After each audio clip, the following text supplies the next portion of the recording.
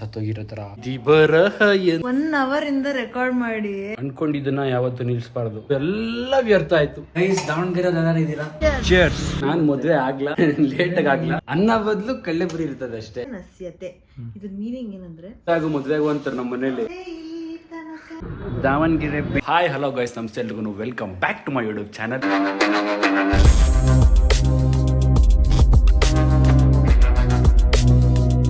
ಇವಾಗ ರಾತ್ರಿ, ಸೊ ಅದಕ್ಕೆ ಚಾಟ್ಸ್ ತಿನ್ಕೊಬರೋಣ ಅಂದ್ಬಿಟ್ಟು ನಾನು ನಮ್ಮ ಅಕ್ಕ ಬಾವ ಹೋಗ್ತಾ ಇದೀವಿ. ಎಲ್ಲಿ ಹೋಗೋದು ಅಂತ ಗೊತ್ತಿಲ್ಲ, ಸೊ ಅವ್ರನ್ನೇ ಕೇಳೋಣ ಬನ್ನಿ ಎಲ್ಲಿ ಹೋಗೋದು ಅಂದ್ಬಿಟ್ಟು. ಸಂತೆಗ ಚಾಟ್ ಸ್ಟ್ರೀಟ್. ಯಾವ ಚಾಟ್ ಸ್ಟ್ರೀಟು? ಚಾಟ್ ಸ್ಟ್ರೀಟ್ ಅಂದೆ ಮತ್ತೆ ನಾನು ಚಾಟ್ ಸ್ಟ್ರೀಟ್ಗೆ ಹೋಗ್ತಾ ಇದೀವಿ ಇವಾಗ ಅಂತಂದೆ. ನಮ್ಮೂರು ದೋಸೆ, ದಾವಣಗೆರೆ ಬೆಣ್ಣೆ ದೋಸೆ. ಜೆ ಪಿ ನಗರ್ ಮತ್ತೇನು ತಿನ್ನಲ್ವಾ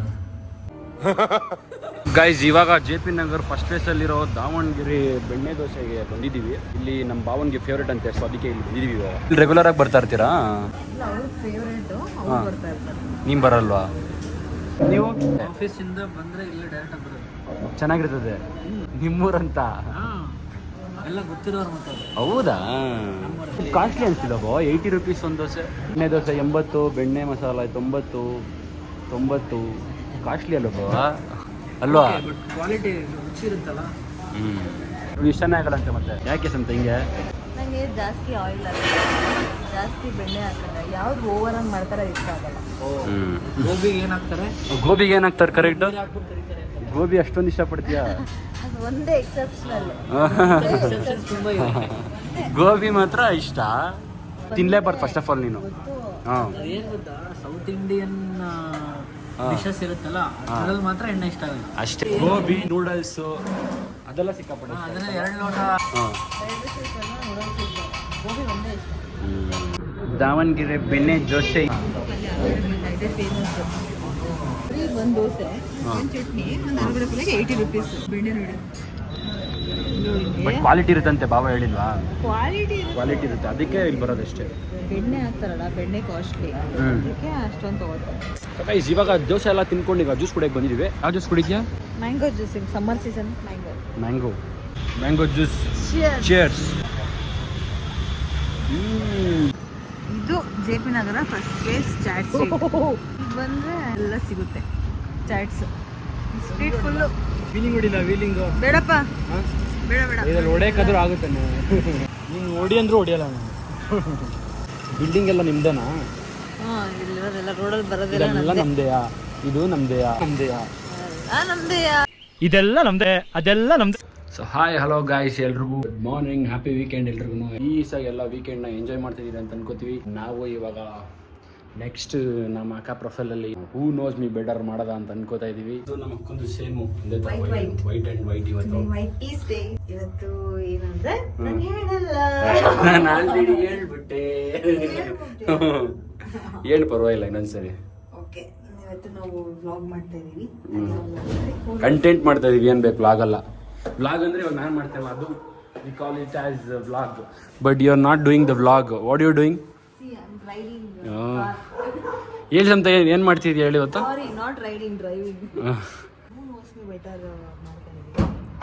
ಅಯ್ಯ, ಚೆನ್ನಾಗಿ ಕಾಣಿಸ್ತೀಯ ಸಂತ. ಅಯ್ಯೋ, ಇದು ಯಾವುದೇ ಬೊಗಳ್ತಿದೆಯಲ್ಲ ಈ ಕಡೆ.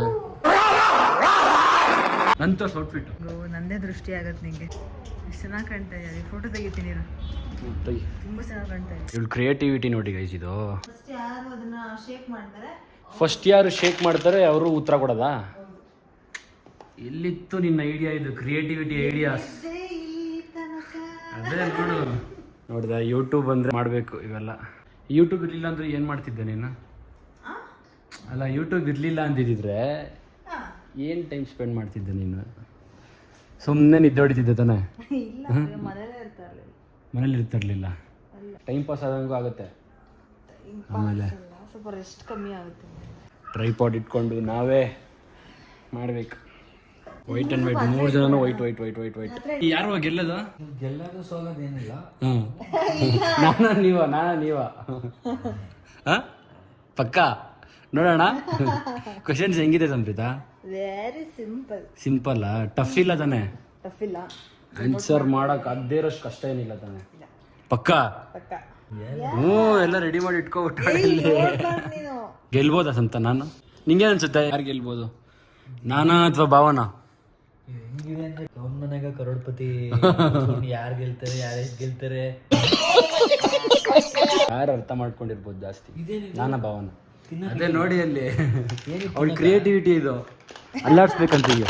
ಏನಕ್ಕಂದ್ರೆ ಯಾರು ಫಸ್ಟ್ ಆನ್ಸರ್ ಗೊತ್ತೋ ಅದನ್ನ ಅವ್ರು ಶೇಕ್ ಮಾಡ್ಬೇಕು. ನೋಡ್ರಾ ಹಿಂಗೆ ಯಾರು ಮಾಡಿರಲ್ಲ ಇದನ್ನಾಗ, ಅಥವಾ ಮಾಡಿದಾರ ಸಂತ ಎಲ್ಲಾದ್ರೂ ಹಿಂದಿಲಿ ಎಲ್ಲಾದ್ರೂ ನೋಡ್ದ? ಯಾರು ಮಾಡಿಲ್ಲ ಪಕ್ಕಾ ಪಕ್ಕಾ. ಇದೆಲ್ಲ ನಂದು ಓನಮ್ಮ. ಹೌದಾ? ಇವಾಗ ಗೇಮಿಂಗ್ ನಡೀತಾ ಇದೆ. ಬ್ರೇಕ್ ತಗೊಂಡಿದ್ದೀವಿ. ಗೆಸ್ ಮಾಡಿ ಯಾರು ಗೆಲ್ತಾರೆ ಅಂತ. ನಾನಿ ಲೈಕ್ ದಿಸ್ ವಿಡಿಯೋ. ನಿಮಗೂ ಇಷ್ಟ ಆಗಿದ್ರೆ ಲೈಕ್ ಮಾಡಿ, ಶೇರ್ ಮಾಡಿ, ಕಮೆಂಟ್ ಮಾಡಿ, subscribe to my channel Samprada Pramod Abhi Cadbury vlogs. Lots of love. Bye. ಅಮ್ಮ ಆಯ್ತು, done done done. Guys thank you ಹೇಳಕ್ಕೆ ಎಷ್ಟು ಒದ್ಲಾಡ್ದಾಳೆ ಅಂದ್ರೆ ಅದ ನೀನ ರೂಢಿ ಆಗಿಲ್ಲ. ಓ ಹೆಂಗನ್ಸ್ವಾ ವಿಡಿಯೋ? ಚೆನ್ನಾಗಿತ್ತು, ಮಜಾ ಆಯ್ತು. Not boring.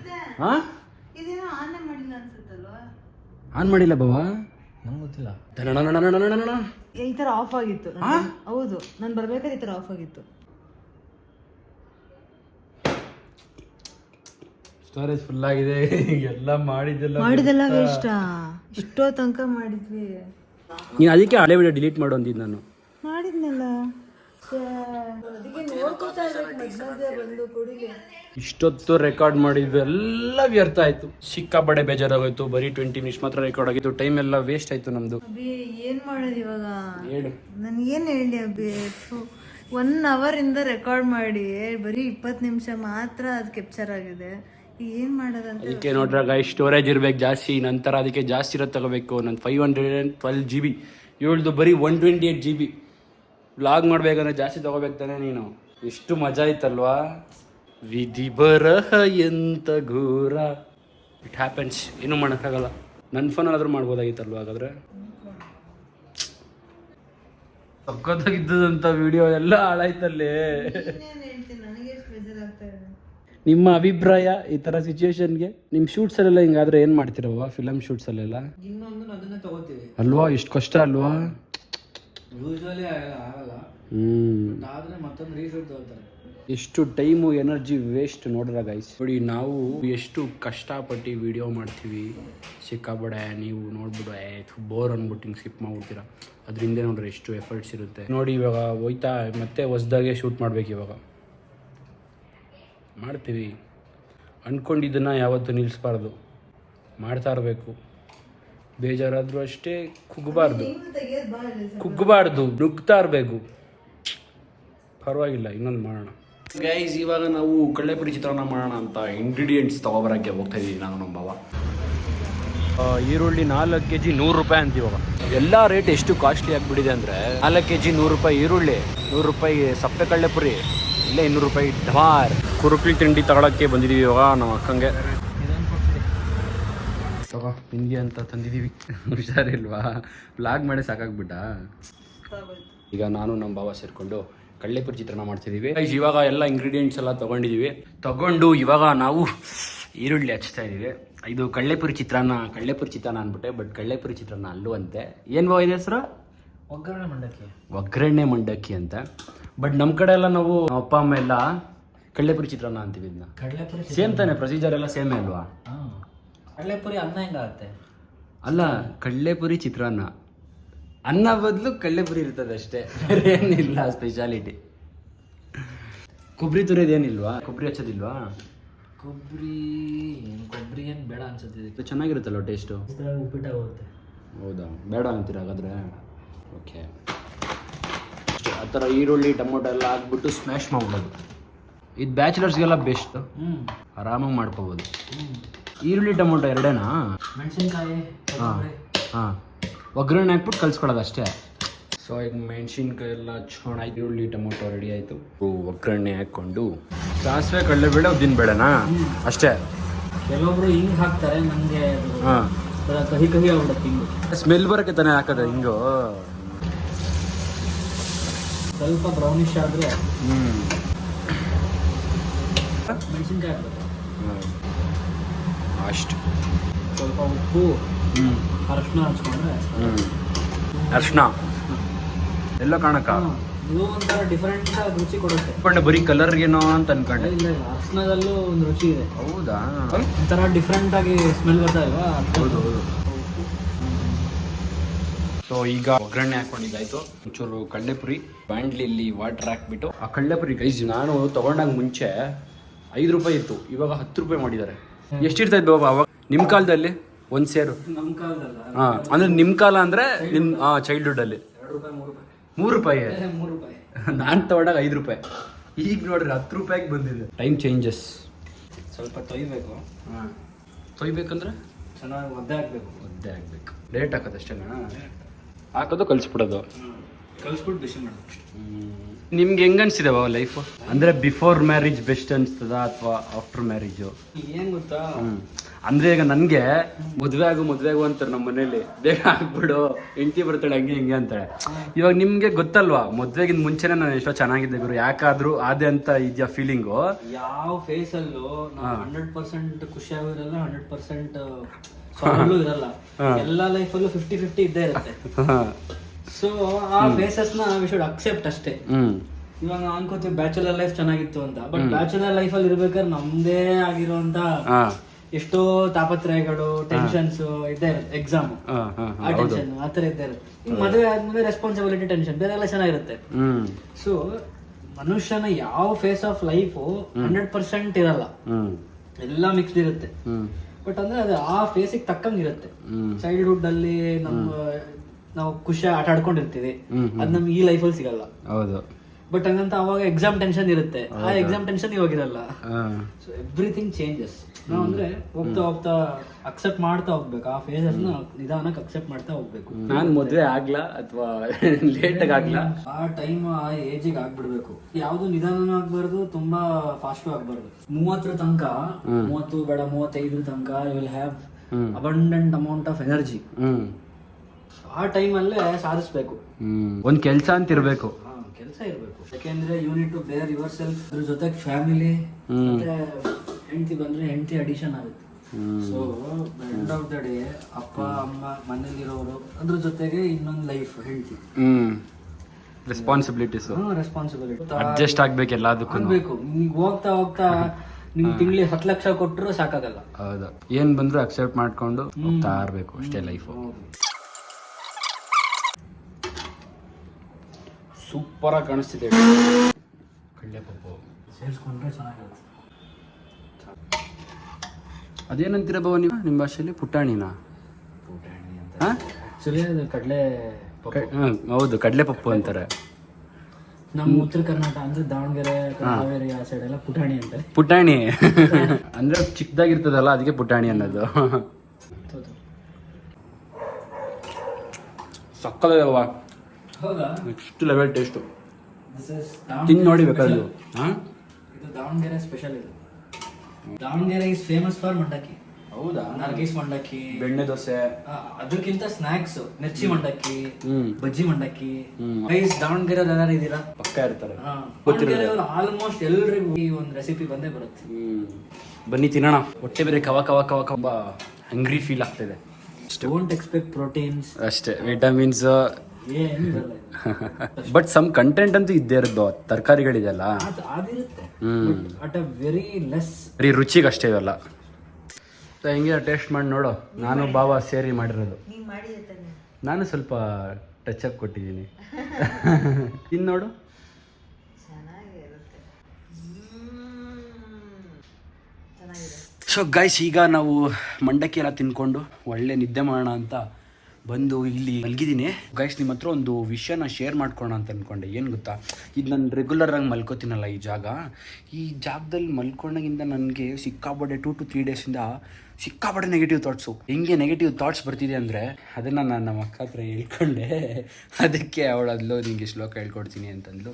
ಬಟ್ ಆ ಶ್ಲೋಕ ಗೊತ್ತು ನನಗೆ. ನಾನು ನಾರ್ಮಲಾಗಿ ಮಲ್ಕೊಳ್ಳೋದಕ್ಕಿಂತ ಮುಂಚೆ ನಾನು ರಾಮಸ್ಕಂದಂ ಹನುಮಂತಂ ವೈದ್ಯಂ ಶಯನೇ ಸ್ಮರಣೆ ನಿತ್ಯಂದು ಸ್ವಪ್ನಂ ತಸ್ಯ ನಶತೆ ಅಂತ ಹೇಳ್ಬಿಟ್ಟು ಮಲ್ಕೋತೀನಿ.